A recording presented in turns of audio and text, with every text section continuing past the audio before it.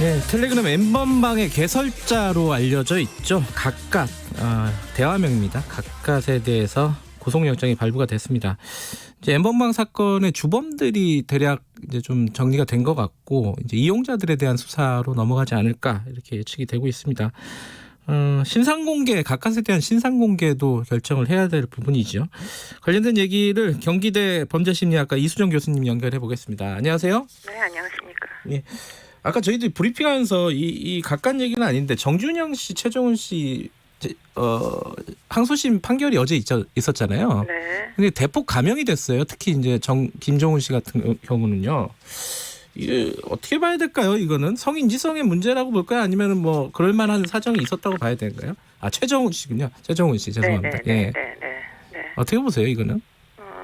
일단 뭐 정 씨 같은 경우에는 감형이 뭐 많이 감형됐다 이렇게 보긴 좀 어려운 것 1년 같고요. 됐죠. 예. 네, 그렇기 때문에 이제 5년이 나와서 4년으로 감형됐던가요? 6년이 5년 6년에서 됐습니다. 5년. 예. 그렇게 해서 이제 감형이 생각보다 항소심을 하면 일단은 감형이 되는 게 관행적인 것이고요. 네네. 예, 그런 부분들이 고려가 돼서 이제 1년이 감형된 것으로 보이고 최 씨 같은 경우에는 지금 정 씨와 다른 부분이 있는 게 피해자와 합의를 네. 한 것으로 보입니다. 네. 그러니까 피해자 입장에서는 지금 정 씨는 용서받을 수 없는 행위를 했다는 게 분명해 보이고요.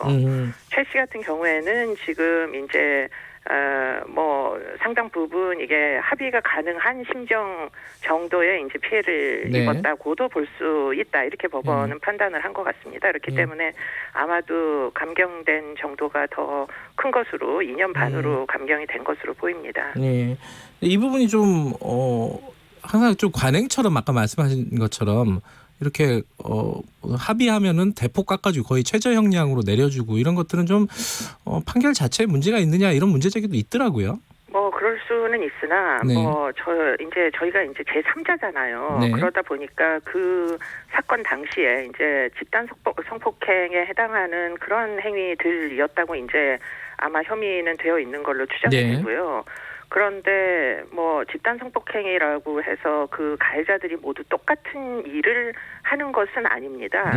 그렇기 때문에 누구보다도 피해자가 그 내용을 알고 있는 거죠. 네. 그렇기 때문에 어떻게 보면 피해자가 엄벌해 주세요 또는 피해자가 감경해 주세요 하는 피해자의 목소리를 그러면 무시하는 게 그러면 정의냐 하는 부분에서도 꼭 그렇다고는 볼 수가 없기 때문에 네네. 지금 그런 부분에서 아마도 피해자의 의사를 어느 정도는 이제 친고죄는 폐지됐으니까 피해자가 뭐 문제를 삼지 않겠다고 해도 지금 네. 사건은 엄벌이 되는 겁니다. 네. 그렇기 때문에 지금 피해자가 합의에 도달한 부분에 대하여 고려하겠다 양형에 네. 그렇게 판단한 부분을 무조건 틀렸다 이렇게 얘기를 하기에 네. 지금 누구도 사실 그 당시에 현장에 입회했던 게 아니다 보니까 네네. 지금 정 씨가 한 구체적인 행위와 최 씨가 한 구체적인 행위를 저희가 알 수가 없다 보니까 네네. 지금 그 대목까지 뭐라고 이제 획일화를 해라 이게 맞는 건지 네. 아니면은 사안에 따라서 뭐 심사숙고를 하는 재판부의 입장이 맞는 건지 그거는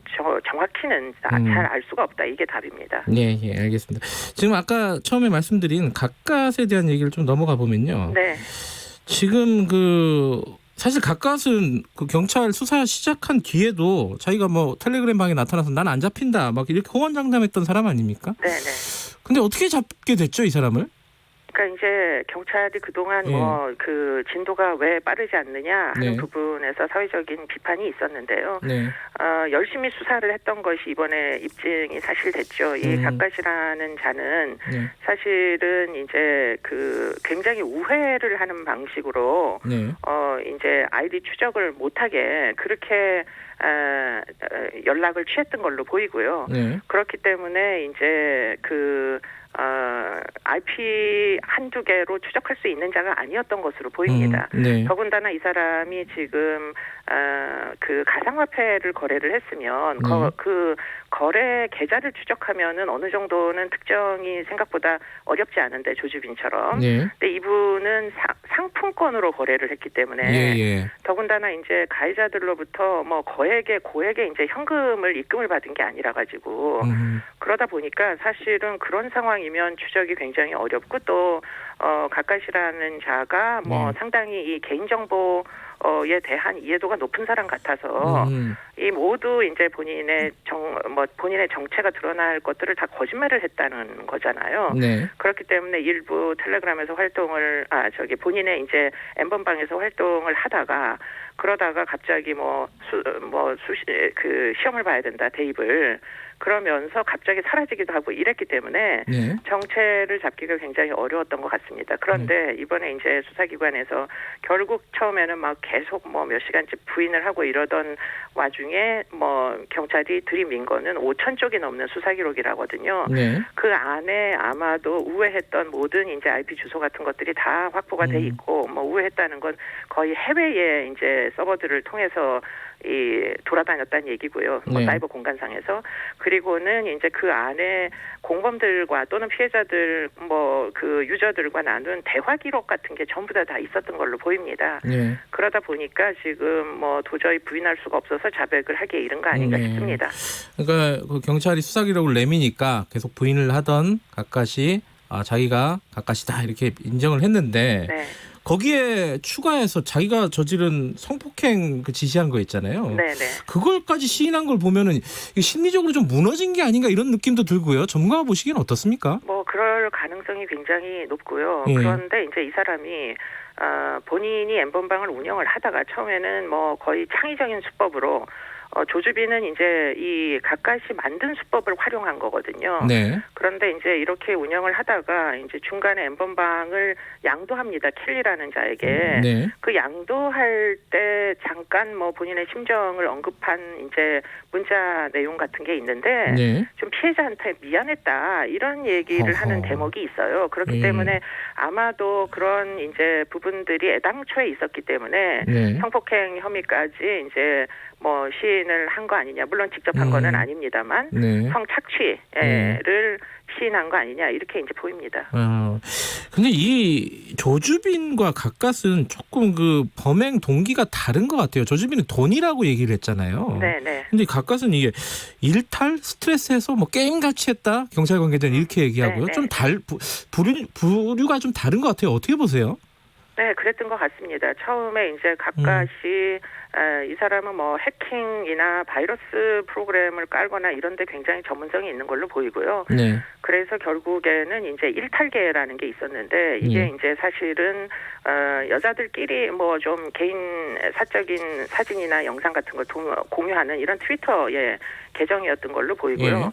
그것을 이제 해킹해서 들어가가지고 보니까 상당 부분 자극적인 면이 있어서 그래서 이제 그 주인공들을 유인해낸 것이고요. 그래서 채팅을 통해가지고 이리저리 거쳐서 결국은 엠번방까지 이동을 시켜가지고 결국은 회원 등록을 받아가지고 이 이제 피해자들을 성착취하기에 이른 것이고요. 그러다 보니까 애초에 돈이 될 목적으로 뛰어든 조주빈하고 지금 이제 어떻게 보면 본인이 얘기했다시피 스트레스 해소 일탈이 목적이었던 지금 가까하고는 약간 범행 동기상의 차이가 있었다 이렇게 이제 보이고요.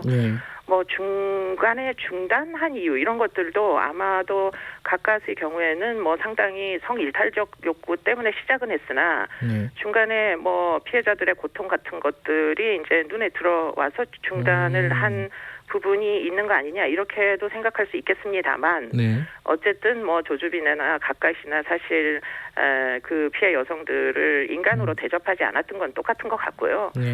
극악무도하다 이렇게 이제 보겠습니다.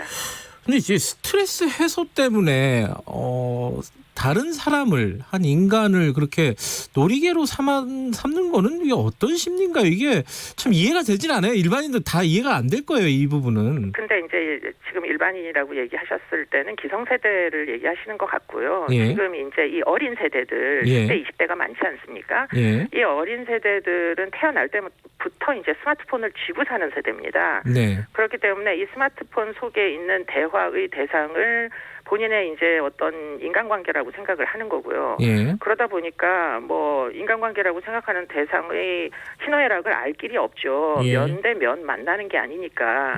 그러다 보니까 게임을 심하게 하고 10대 때 그러면은 거의 오프라인 세상을 알지 못한 채 온라인에서 느끼는 그런 종류의 쾌락이 실존한다라고 느낄 가능성이 굉장히 높고요. 그렇기 때문에 게임 하듯이 성착취를 마치 상대방 피해 여성은 고통을 받는데 그 고통을 이해를 못하니까 마치 재미처럼 뭐 조금씩 급이 높아지는 그런 성착취에 좀 더 심화되는 그런 게임의 단계처럼 이렇게 이제 생각했을 가능성이 굉장히 높습니다. 예.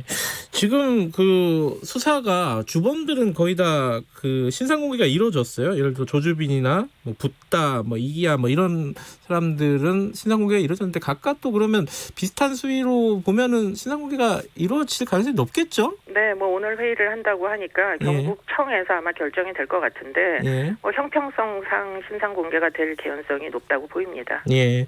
지금 그 범죄단체 조직 있지 않습니까? 그 부분은 아직은 혐의 적용을 안 했는데 그거 어떻게 보십니까? 그게 가능할 거라고 보세요?